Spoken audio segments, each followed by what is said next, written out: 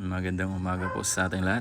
Shalom Auto Shop nagbabalik. So may gagawin nga pala tayo ngayon mga lods. Mag-jar cleaning tayo ng Mitsubishi Estrada. So 2014 model to mga lods. So yan. Una nga natin binaklas dyan is yung intercooler niya mga lods, yung sa harap. Tapos susunod na natin yung intake manifold niya. Pati yung EGR niya mga lods. So yan. Yan nga po yung intercooler niya mga lods. Nabaklas na natin. Medyo marumi na nga siya mga lods. At marami ng mga namumuong langis sa loob. So, buti napansin ng may-ari na mayroon ng mga tagas-tagas na langis yung sa gilid niya. Kaya pinagawa niya na mga lods yung EGR cleaning at saka intake manifold cleaning mga lods. Pati valve cover gasket pala nagpalit tayo dyan mga lods. Ayan mga lods, binabakas na. Yan, shoutout nga pala kay Larry Boy Yung.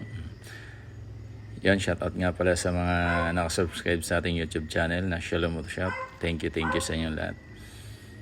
So pasensya na kayo, hindi pa kami marunong mag-edit ng mga video. So yun, ayun nga yung mga wero ng binaklas namin mga lods.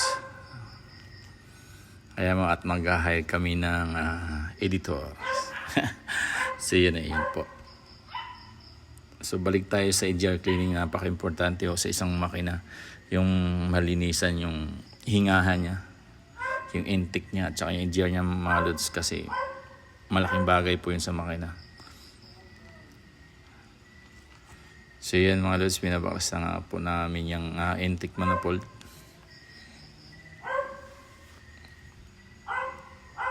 Kasi pag barado na yung intake manifold niya mga lods, nahihirapan na rin humatak yan. So yan, nabaklas na yung EGR mga lods. Tingnan nyo kung gaano kadumi. So yun. So yun mga lods, pasensya nyo na yung aso, napakaingay niya. Yan. Sobrang dumi niya mga lods yung EGR niya. So halos walang dumaan langis, hangin dyan mga lods. Tingnan nyo mabuti kung gaano kadumi yung EGR niya mga lods. Diba? Sobrang dumi na. So sakto lang na pinalinis ni sir yung kanyang EGR. Excuse me po. So yun, binabaklas na nga rin namin yung intake niya mga lods. Ayan. Yan daw yung EGR, sobrang dumi. Shout out nga pala sa mga nakasubscribe mga lods sa ating YouTube channel. Thank you sa inyong lahat. God bless po. Yan ang mga lods. So yun, aangatin na nga namin yung intake manifold niya mga lods. Titingnan natin at ating pipintahan yung kanyang intake manifold. So titingnan natin mga lods kung ang gaano kadumi. So yun mga lods, wow, medyo masikip na nga yan mga lods. Marami nang dumi yan mga lods. Marami naka-stack na mga dumi-dumi dyan mga lods.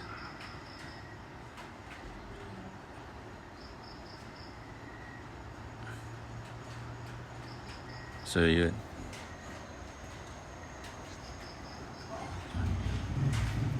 Yan na mga lods. Nilinisan na natin yan mga lods, yung intake ng daanan niya. Pati yung valve cover pala niya mga lods, papalitan natin ng gasket mga lods.